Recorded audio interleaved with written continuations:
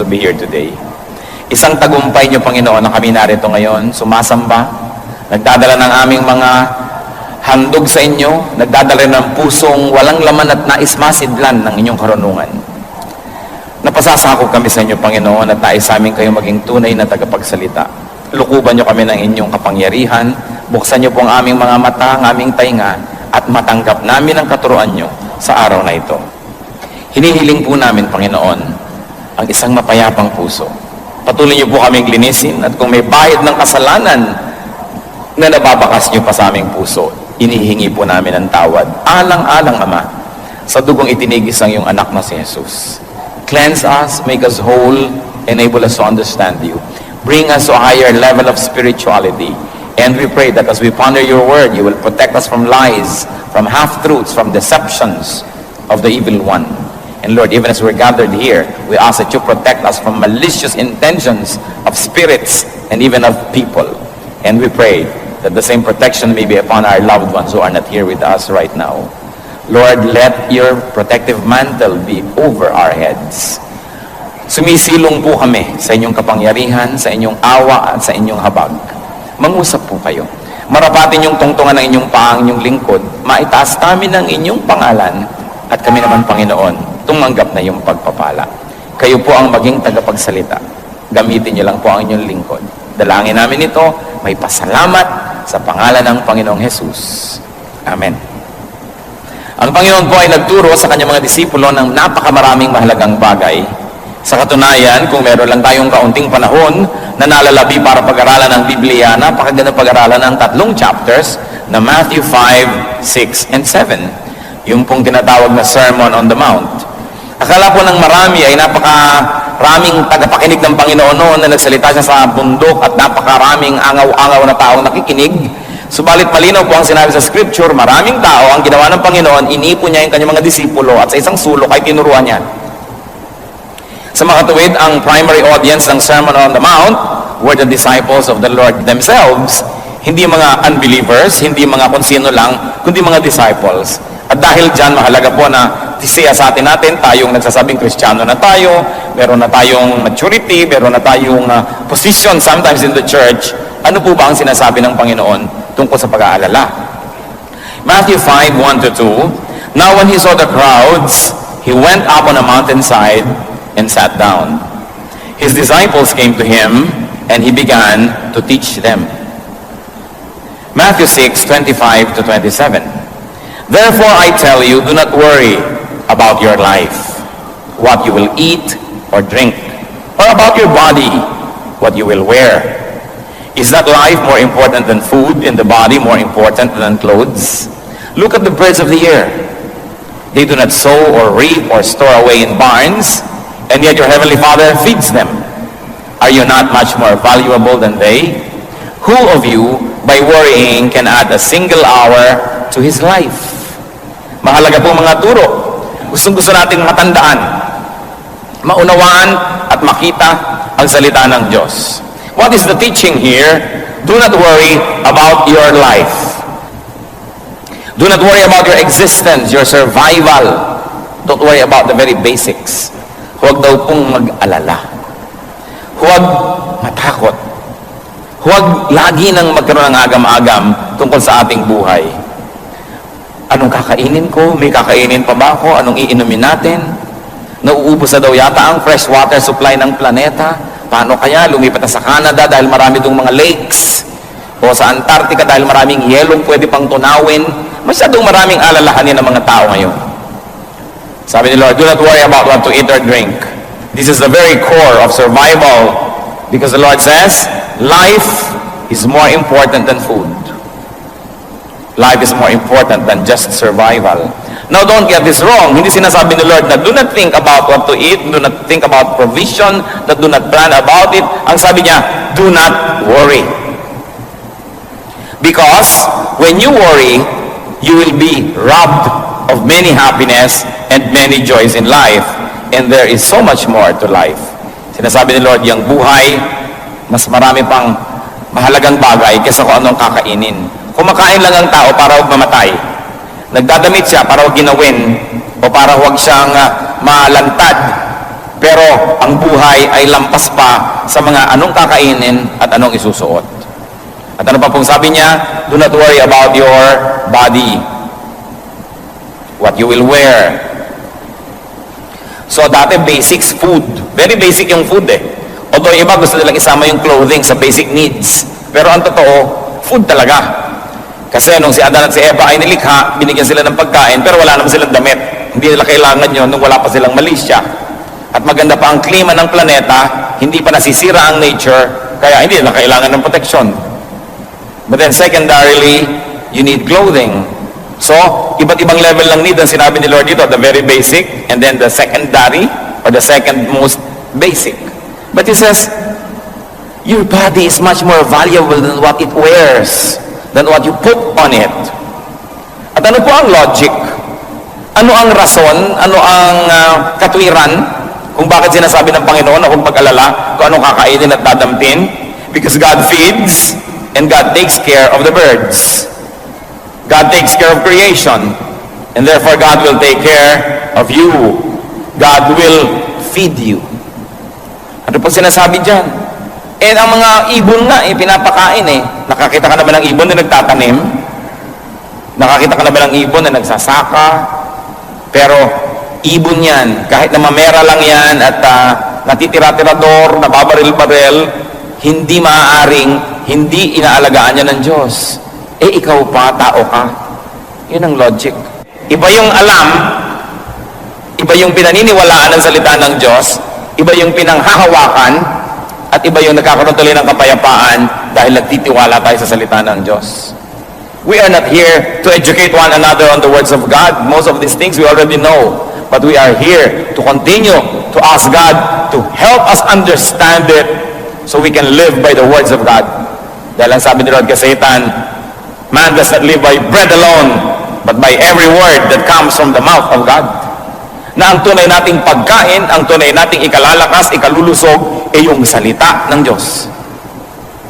Salita na hindi lang nadidinig, hindi na may memorya, kundi salita na nagkakaroon ng buhay kung ating ipinamumuhay. What else is the logic? One, that God will take care of us. Second, that worrying cannot extend life. Hindi naman nadadagdagan talaga yung haba ng buhay kung mapag-alala tayo, umiiksi pa nga. Hindi naman nadadagdagan ng kasiyahan kung mapag-alala tayo, nababawasan pa nga. Matthew 6:28-30. And why do you worry about clothes? See how the lilies of the field grow. They do not labor or spin. Yet I tell you that not even Solomon in all his splendor was dressed like one of these. If that is how God clothes the grass of the field, which is here today and tomorrow is thrown into the fire, will He not much more clothe you, O you of little faith? Napakalinaw naman. Bakit nga nag-aalala tungkol sa isang dadamit? Tingnan nyo ang mga bulaklak, ang mga damo na namumulaklak sa parang, hindi naman sila naghahabi ng tela, hindi sila nagdidisenyo, nagbuburda, hindi sila nag-paint ng mga tela, pero tingnan mo kung paano sila damtan ng Diyos. Kahit si Solomon, na pagkarangya-rangya ng mga isinuot, hindi man lamang nadaig ni Solomon ang mga bulaklak na nilikha ng Diyos. At sabi niya, kung yung mga bulaklak lang at damo-damo, buhay na buhay ngayon, pero bukas ay lanta na at susunugin na. Eh, pinag-iisipan pa ng Diyos na damitan ng magandang kulay, magandang disenyo. Ikaw pa ba na mahaba ang buhay?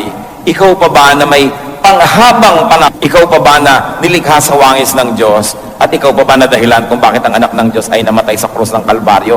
Ikaw pa kaya ang hindi damitan?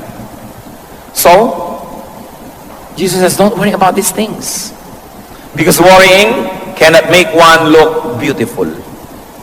Sa katunayan, nakakapagpapangit pa nga yung pagpapaalala. Kaya nakikita niyo po yung mga lalaking magandang mag-alaga ng kanilang mga may bahay. Aba, magagandang mga may bahay. Para mga sariwang-sariwang ubas. Pero pag ang may bahay ay mukhang pasas, ang sisihin nyo yung asawa. Hindi mo yata inaalagaan ng puri. Hindi mo yata inaalagaan na magtiwala siya at huwag siya mag-alala. Kung wala ka, kaya na yan, nagganda, tuyot-tuyot na. Pero ang tao pag inaalagaan, gumaganda. Ang napakalakas mo magpapangit pag-aalala. Kaya sabi ng Panginoon, huwag kayong mag-alala. Kaya po kung minsan merong tao, hindi mo naman kilala, sasabihin ba, siguro sister o brother natin yan. Bakit? Kasi mukhang Christian eh. Ano ba itsura ng Christian? Tingnan nyo nga katabi nyo. Ano nga ba itsura ng Kristiyano? Yung bang meron kang hindi maipaliwanag na ningning ng kanyang mata, payapa ang kanyang loob, kahit siguro wala siyang pera, kahit may sakit din siya, pero dahil sa pagtitiwala sa Diyos, kitang-kita mo na matining ang loob. Napakahalaga na nakikita sa ating mukha yon. Subalit ang pag-aalala, inaagaw yan sa atin. It is God who gives beauty. It is not what we wear. Although it helps. Pero hindi kayang takpan ng damit o make-up ng isang malungkot na puso. Hindi kayang ikubli ng kahit anong maskara ang mapait na kalooban ng isang tao. Kaya ang mahalaga, magtiwala sa Diyos, lumapit sa Diyos. At ano pa po ang sinasabi ng Panginoon diyan? That God will take care of you, that God will feed you, and that God will in fact clothe you. That God will make you presentable, beautiful, handsome, and that worrying accomplishes nothing. Matthew 6:31 to 32. So do not worry, saying, what shall we eat? Or what shall we drink? Or what shall we wear? For pagans, nasa na? For pagans run after all these things, and your heavenly Father knows that you need them. Sabi niya, huwag kayong mag-alala sa mga bagay na yan. Because worrying is for godless people. Sabi niya, this is for pagans. Ang pag-alala, hindi bagay sa mga anak ng Diyos. Bagay lang ito sa mga pagano na hindi nakakakilala sa totoong Diyos. Bagay lang ito sa mga tao na tumatawag sa mga Diyos-Diyosan. Bagay lang ito sa mga tao na hindi kilala ang kanilang Diyos. Pero sabi, kung anak kayo ng Diyos, hindi bagay sa inyo ang mag-alala. Parang wala namang kayong Diyos. Parang wala tayong Ama sa langit. Parang wala tayong tagapagligtas. Parang walang banal na espiritu na umaalo sa ating mga lumbay, na sumasama sa ating mga pag-iisa. Kaya ang anak ng Diyos ay talagang hindi nag-iisa kahit kailanman, sapagkat ang Diyos ay tumatahanan sa ating puso, hindi lang doon sa templo sa Israel, hindi lang sa mga templong gawa ng kamay, kundi sa puso ng mananampalataya. Kaya sabi, bakit ka mag-aalala? Nakita niyo po ang pinakamalaking redemption plan, ang pinakamalaking rescue plan in all human history, in all cosmic history, that God became a man to save us from sin. Ideya ba natin yon?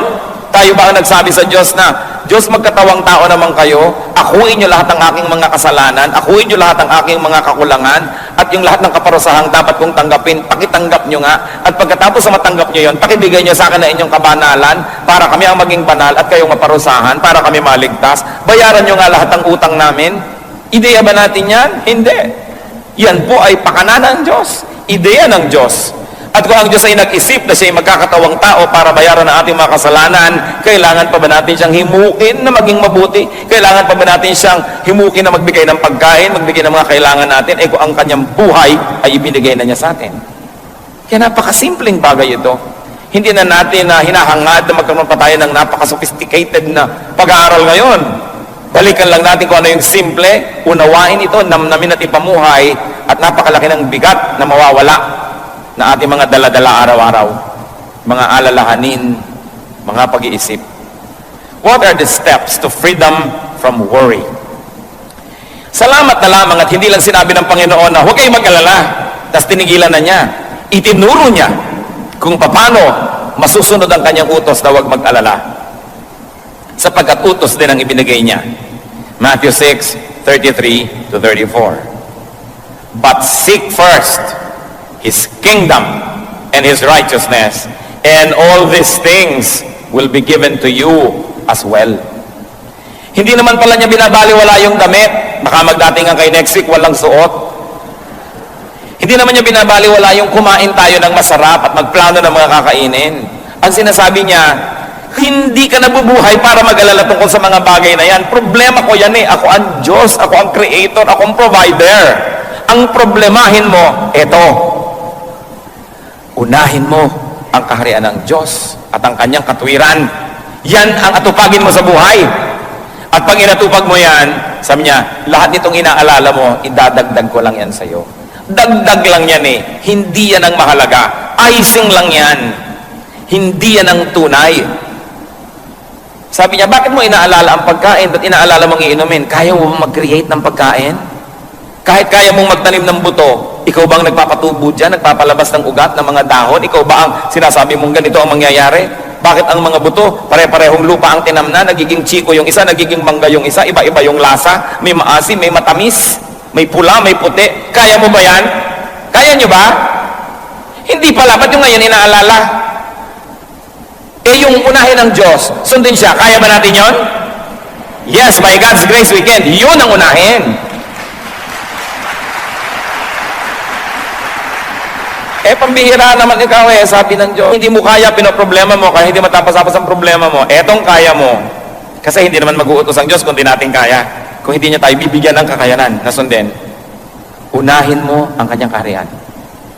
Unahin mo ang kanyang katuwiran. At lahat ng yan, idadagdag niya sa iyo. Verse 34. Therefore, kaya mayroong therefore eh. Do not worry about tomorrow. For tomorrow will worry about itself. Each day has enough trouble of its own. So what are the steps to freedom from worry? First is to prioritize God's kingdom.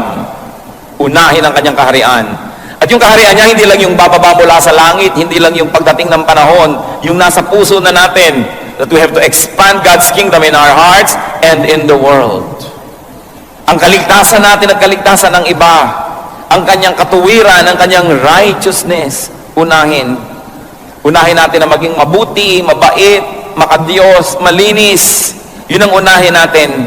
Kasi yung iba, inuuna nila na magkapera, magkaroon ng isusuot, magkaroon ng kakainin, kaya ang kaluluwa ibinebenta kay Satanas. Di bali na magkasala ako, mandadaya ako, magnanakaw ako, kasi kailangan kong kumain, kasi kailangan kong magkadamit, kasi kailangan ko ng pambayad sa kuryente, sa tubig, tuition fee ng mga bata, etc., etc. May sakit ang nanay ko, so mga agaw ako ng cellphone ng may cellphone. Sabi ni Lord, lahat ng bagay na kailangan nyo, kaya kong ibigay.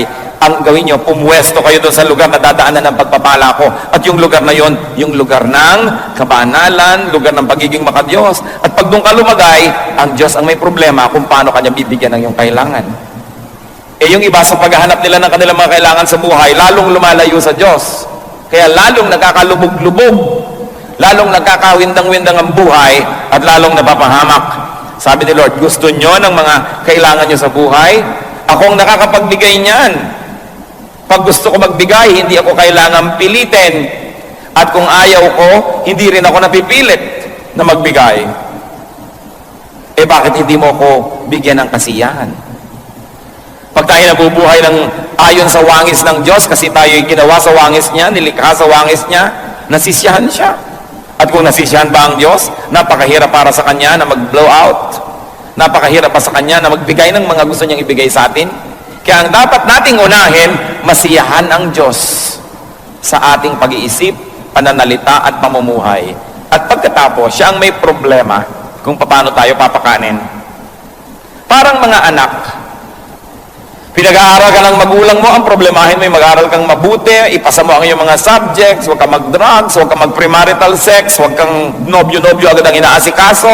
Yun ang problemahin mo. At yung magulang mo naman, ang namang problema na, ipangbabayad mo sa school, kakainin mo, ibabayad sa kuryente na ginagamit mo sa mga ilaw mo sa bahay. Kasi mayroon tayong ganong role. Ang role ng Ama is to provide for us. Ang role natin, sumunod. Sumunod. Bigyan siya ng kasiyahan. At sabi, all these things will be added unto you. Why?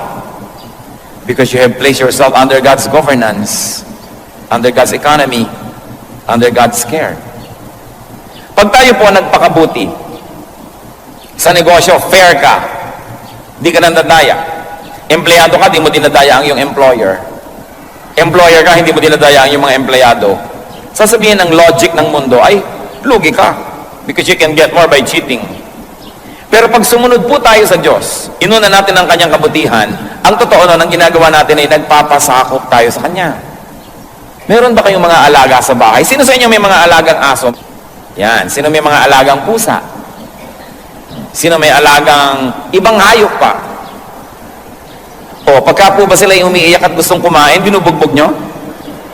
Hindi. Kumisa nga yung ribbon ng aso, ribbon din ng amo eh. Kung ano yung suot ng amo, suot ng aso rin. Pagka ba yung pet ninyo ay nagiginaw, ay lalo nyo binubusan ng yelo? Pagka ba may ibon na dumapo sa inyong bintana dahil may bagyo at sira-sira ang pakpak niya, sabi niyo, ay mahina ang ibon to, ano gagawin nyo? Dudurugin mong ibon? Hindi. Aalagaan mo dahil dumapo sa iyong bintana, nagpapaampon sa iyo. Sa palagay nyo, anong gagawin ng Diyos kung sa Kanya tayo nagpapaampon? Kakabawain ba tayo? Dahil sumusunod ka sa akin, masyadong honest ka sa negosyo, pues malulugi ka. Ganun kaya yon? Dahil hindi ka nandadaya, hindi mo ginagaya yung ginagawa ng iba na mabilis kumita, lagot ka, kawawa ka sa akin. Yun kaya ang gagawin ng Diyos? Hindi. Kung inaalagaan natin ang mga hayop, maski tayo'y tao at taong makasalanan, marunong tayo mag-alaga ng mga nagpapaampon sa atin, nagpapakupkop at nagpapaalaga. Diyos pa kaya ang hindi mag-alaga sa nagpapakupkop sa Kanya? Kaya ang dapat nating unahin sa buhay, to surrender to God, to seek God's protection, and to live by God's decrees.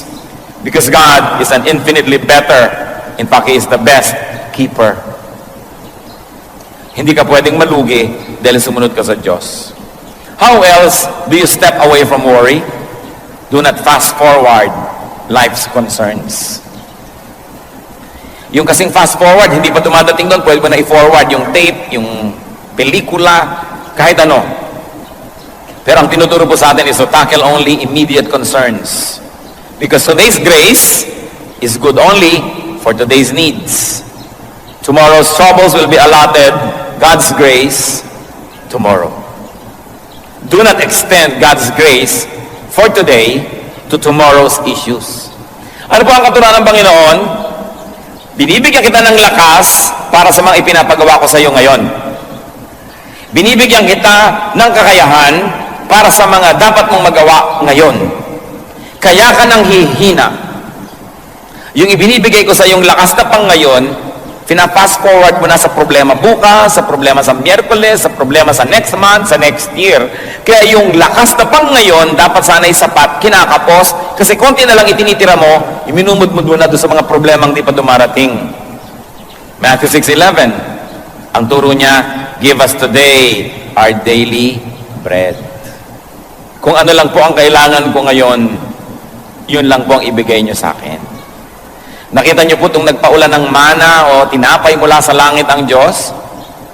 Ang bilin niya sa mga tao, ipunin niyo lang yung kailangan niyo para sa araw na to. Yung iba hindi nagtitiwala. Sabi, ay naku, baka hindi na umulan bukas, baka wala ng mana bukas, be wise. So ang ginawa nila, nag-ipon sila ng higit sa kanilang kailangan, nakita nila, biglang inuod, nabulok.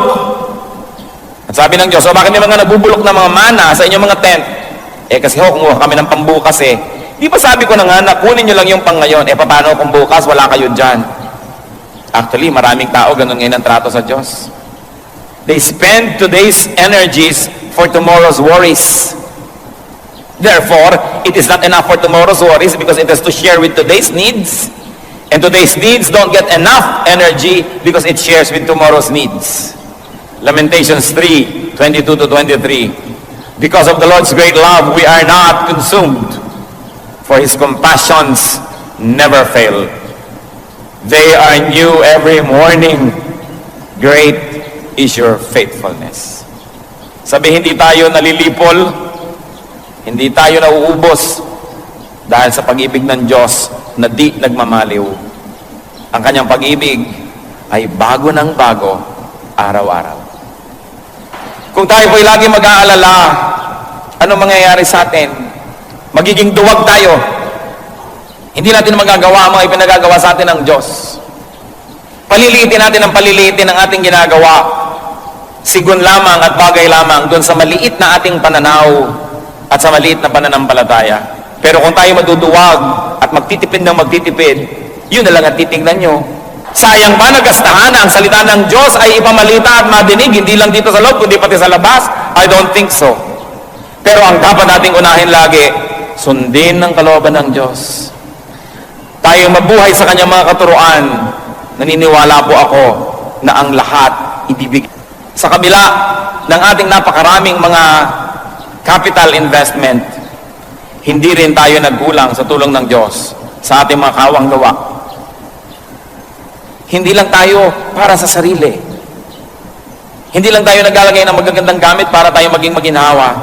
Kahit po kailan na hindi tayo nagkulang sa pagtuturo at pagbibigay at pag-share ng ating mga itinuturo sa atin ng Diyos sa kapwa natin mga pastor, ang ating mga kaliwanagan seminars na ginagawa natin for non-day by day people. Ang ministry ng kaloob para sa ating bansa at sa mga ibang maraming worship team sa Pilipinas, hindi po tayo tumalikod dyan. Sabay-sabay. Dahil ang Diyos, sinabi niya, seek first His kingdom and His righteousness, and all this will be added to you. Ang mahalaga lang po ay hindi tayo nagiging makasarili at hindi tayo nalilibang at nalalasing sapagkat alam natin, malaki ang Diyos natin.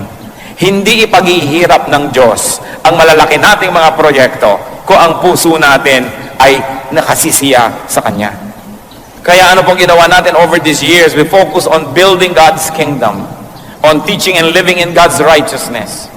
We spend money airing radio programs across the nations, 2 national stations, several regional stations. Tinutustusan po natin buwan-buwan, madinig ng mga listeners ang mga programa natin. Wala namang mga commercial yan. Wala namang mga, sasabihin mo, hinihingan mo yung mga nakikinig, kundi sila nagkukusang loob at tumutulong. Pero lahat po yan nangyayari because we share God's goodness with us, with the whole body of the Lord, and with our own nation. Kaya kung mag-aalala tayo lagi, paano ba yan? Baka hindi pwede, wala tayong pera, wala tayong budget. Liliit ng liliit ang ating mga pananaw. Liliit ng liliit ang ating mga hakbang at mga pagtatangka. Samantalang sa tulong ng Diyos, ang mga anak niya at ang kanyang iglesia dapat lumago ng lumago ng lumago. Dapat tayo magtiwala. At alam niyo po, ang ating church maraming nagagawa dahil kayo ay nagtitiwala sa Panginoon. Dahil kayo matapat sa pagbibigay sa mga pangangailangan ng iglesia. Dahil kayo ay nakakakita na mainam na magtanim para sa paglago ng kaharian ng Diyos. And over the years, God added all the funds, all the people very specially, and all the things. Meron bang himala? Meron. Tayo ang isang patunay ng himala ng Diyos. Tingnan ninyo ang inyong paligid. Pinaghihimalaan tayo ng Diyos ng madalas. Ang ating mga pangangailangan, ang paggaling ng ating mga karamdaman, ang pagpayapa ng magugulo nating mga kalooban, ang pagkakasundo ng mga pamilya, ang pagkakaroon natin ng paglilingkod sa Diyos, laging may himala. At ang mahalaga, kasama tayo sa himala na yon. Sa pag-aaral po ng mga salitang ito, napakahalaga nating limiin. The Lord did not say, do not think or plan. Ang sabi niya, do not worry. So it's good to think, it's good to plan, but not to the point of worrying. Plan, but do not worry, especially about results. You do not plant a seed and dig it to see if it's growing. Just keep planting and trust the God of harvests who will make it grow. James 4:13-15. Now listen, you who say, today or tomorrow we will go to this city or that city. Spend a year there, carry on business, and make money. Why? You do not even know what will happen tomorrow. What is your life? You are a mist that appears for a little while and then vanishes. Instead, you ought to say, if it is the Lord's will, we will live and do this or that. Huwag daw po tayo maging pangahas at mayabang na sabihin, itong plano natin bukas, itong plano natin next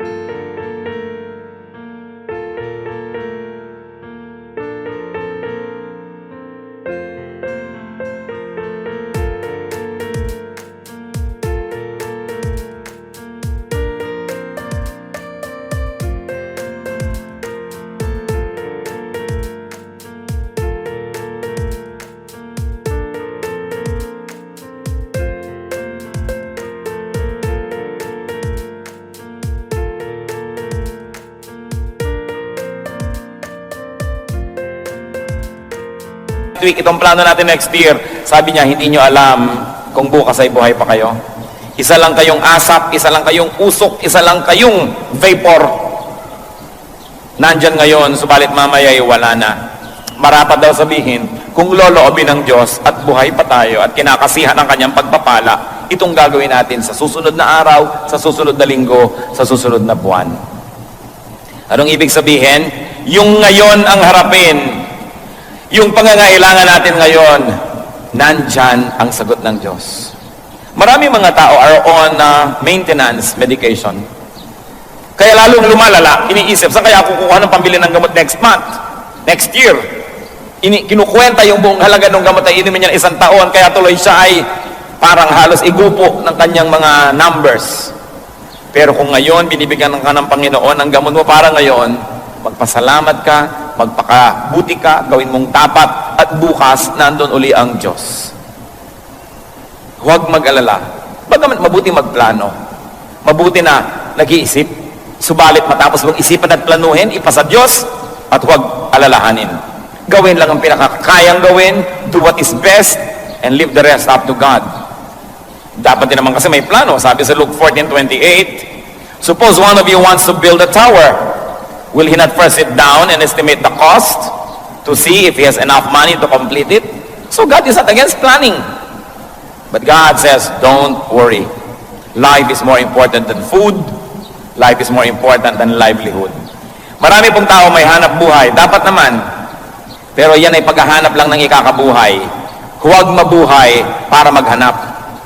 Huwag mabuhay lang para maghanap buhay. Dapat naghahanap buhay tayo para tayo may kainin, para may isuot. At kung may lakas na ang ating katawan, may damit ng ating katawan, naghahanap na tayo ng magagawa para sa kaharian ng Diyos. Kasi tayo nabubuhay para palawakin ang kaharian ng Diyos. Hindi tayo nabubuhay para maghanap buhay. Naghahanap buhay tayo para tayo may kitain at para tayo may maitulong sa gawain ng Panginoon, pero hindi tayo nabubuhay para lang maghanap buhay. The Christian's life must revolve around God, around God's kingdom and God's righteousness. Therefore, the Christian's life must revolve around the church. Why? Because Colossians 1:18 says, Christ is the head of his body, the church. If the body of Christ is the church, then the church is the highest institution. The church is the most important institution. Therefore, our lives must be dedicated to the works, to the needs, and to the expansion of the church. If you believe that Christ is the head of the church and that He loves the church. Ang pagiging Kristiyano po hindi lang panglinggo. Kailangan umiinog ang buhay natin sa church ng Panginoon. Sandali lang tayo sa mundo, nakikiraan lang tayo rito. Ang tunay nating sasapitin ay ang presensya ng Panginoon. At marapat lang na pag humarap tayo sa Kanya, meron tayong maisulit at maialay sa Kanyang paanan ang ating mga paglilingkod, ang mga nagawa natin. Bunsod na rin at tulong na rin ang mga ibinigay niya sa atin. Maghanap buhay para may kainin at damitin at para makapaghandog sa Diyos. Subalit kung hanap buhay lang ang ginagawa natin at wala nang iba, hindi tayo nilikha ng Diyos para maghanap buhay. Nilikha niya tayo, anong sabi sa Bible? To do the good works that He has prepared in advance for us to do. Bawat isang tao may itinakda ang Panginoon. Ito ang mga dapat mangyari sa kanyang lifetime. Ito ang mga dapat niyang matupad. Ito ang dapat na makamit. Kaya tingnan po natin anong kalooban ng Diyos para sa atin. Kaya habang tayo naghahanap buhay, nag-aaral, meron tayong mga pamilyang inaalagaan, meron tayong mga hobbies, meron tayong mga pinagkakaabalahan, we must be free enough to serve. And we must be free enough to have a ministry. Because we were created by God for good works, which He prepared in advance for us to do. Failure means only this, being unable to accomplish the works that God has willed that will be done in our lifetime. Mahalaga po na magtagumpay tayo sa larangan na yan. And yet, through all this, be free from worry. Many people cannot serve God because they worry too much. They worry, hindi ko yata kayang gawin, wala yata akong kayanan, wala na yata akong oras, hindi ko na yata kayang gawin, gawin ninyo at sa kanyo mapapatunayan. Sabi ni Lord, do this, and all the things you think about will be added unto you. Revelation 22 verse 12 is clear. Ang sabi ng Panginoon sa kanyang pagharap sa mga taong humarap sa Kanya sa huling paghuhukom, I will give to everyone according to what he has done. Hindi sinabing, I will give to everyone according to what he has believed. Sabi, I will give to everyone according to what he has done. That's why we have to deal with worry so we can do more. The body is more important than clothes. So devote more resources to what enters the body. Halimbawa, food, medication, than to what is draped on it. Kung atin pong nanamnamin na sinasabi ng verse, mas mahalaga daw po yung katawan kaysa sa dinadamit nito. Gaano kalaki sa inyong budget ang napupunta sa damit at gaano kalaki ang napupunta sa mga vitamins, sa mga good natural foods, sa pag-aalaga ng ating katawan. Baka mas malaki pa ang ginagastos sa dermatologist para lang sa napakanipis na balat dito kaysa doon sa inyong atay na naninilaw na pala, hindi inaasikaso dahil hindi kita. Gano'ng karami ang ginagastos natin sa mga alahas, sa mga panglabas para ayusin lang yung katawan kaysa palusugin yung loob. The Christian should value the body more than the clothing that is draped on it. Ngayon, kung maraming masyado kayong mga pagpapala, di pagandahin nyo rin, maayos, pero unahin kung ano ang pumapasok sa ating katawan. Huwag kayong maniwala na ang buhok ay kumakain. Kasi pinapakain na ngayon ng buhok, kumakain ng bitamina ang buhok, kumakain ng kung ano-anong mga elements ang buhok. Advertising lang yan. Walang bibig yung buhok at wala siyang digestive system. Kailangan kainin ninyo para lumabas doon sa buhok. Napakahalagang isipin, palusugin ang katawan. Gusto ko po kayong i-challenge mga kapatid, i-review nyo ang inyong family budget at personal budget, lalo yung mga yapis. Gaano kalaking pera ang napupunta sa load, sa mga text na yan, at gaano karaming napupunta sa loob ng ating katawan na pinalulusog natin, pinalalakas natin ang ating katawan. Many people kill themselves to have money. And when they have money, they spend it all just to get well. Kaya ang mahalaga, unahin ang lusog ng katawan. But remember, the Lord did not say neglect your looks. He just said, do not worry about appearances more than you worry about righteousness or what's inside.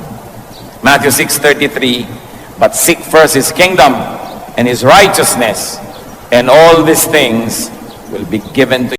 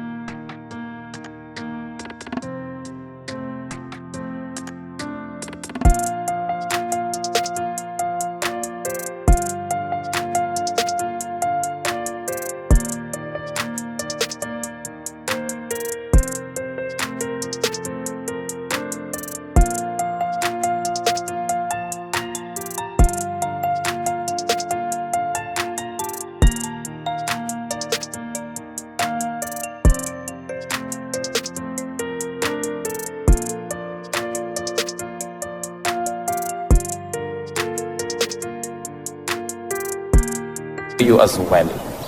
Memoryahin po natin yung Matthew 6:33. Kailangan pa bang i-memorize yan? Yes. Matthew 6:33. Practice nga kayo. Sige, pumikit kayo. Huwag nyo munang basahin. Pero practice tayo. But seek first His kingdom and His righteousness, and all these things will be given to you as well. O, i-recite nyo nga sa katabi nyo. Siyempre, makikinig muna yung isa. Huwag kayo sabay. Okay, 1, 2, 3, go! O, yung kabila naman, yung isa. 1, 2, 3, go! But seek first, tayong sabay-sabay.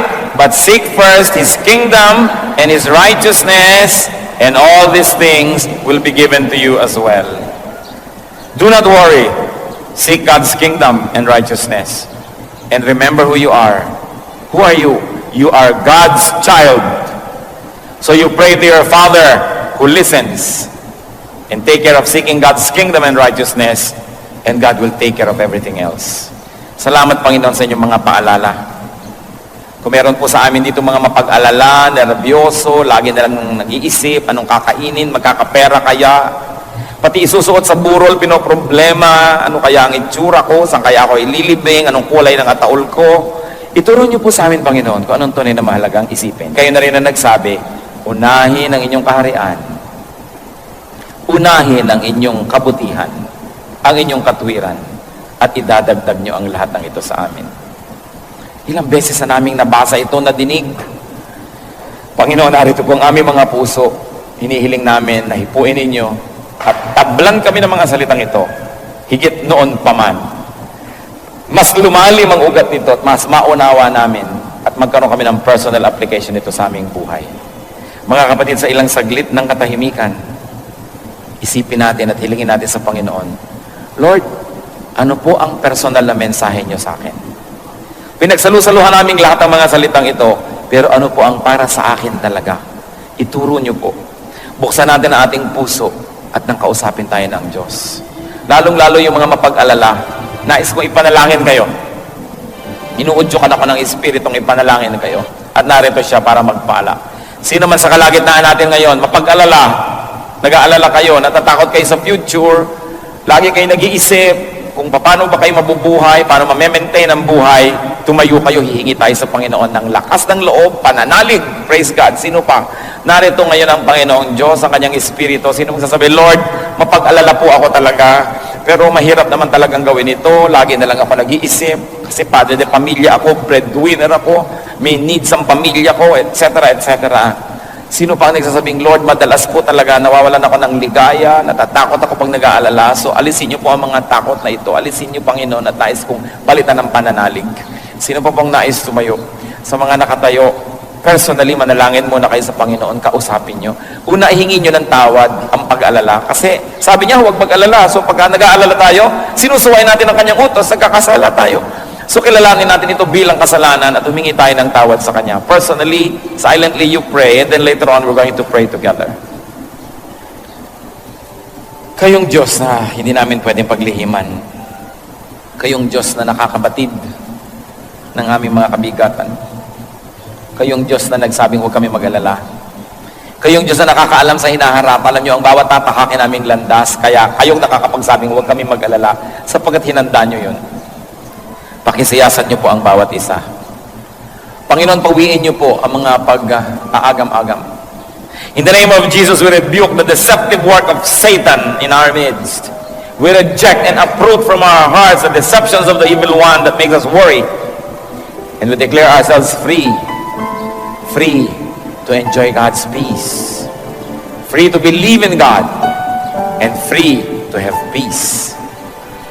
Panginoon, kumilos po kayo sa kalagitnaan namin. Palakasin niyo ang aming pananalig, dagdagan niyo pa. At nawa, Panginoon, makita namin yung kahalagahan at kagandahan ng inyong utos. To take life one day at a time. Not to fast forward our worries and concerns, because your blessings are new every morning. Tuwing binibigyan niyo pa kami ng araw ng panibagong buhay, kakambal nito ang pagpapala at mga kailangan namin sa araw na yon. Ipaunawa niyo ito sa amin sa malalim na paraan. Panginoon, pawiin niyo po ang pangamba na yung mga anak. Turuan niyo kaming magtiwala sa iyong salita. At itong mga salita na ito, mailapat namin sa pang-araw-araw na buhay. Lord, teach us to translate into daily activities and daily